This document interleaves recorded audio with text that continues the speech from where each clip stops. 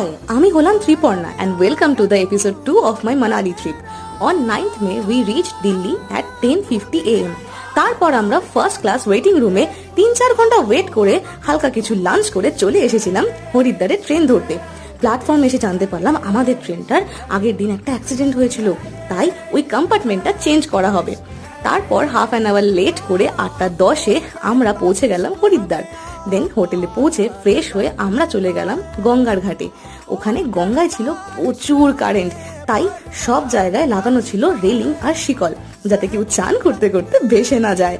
তারপর রাতে ডিনার করে আমরা ফিরে গেলাম হোটেলে।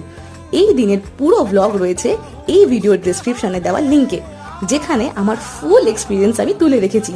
এই ট্রিপে পরবর্তী দিনে আমি কি কি করলাম তা দেখার জন্য সাবস্ক্রাইব করে নিও আমার ইউটিউব চ্যানেলটাকে, আর ইনস্টাগ্রামেও ফলো করতে ভুলো না। আজকের জন্য এইটুকুই, and stay tuned.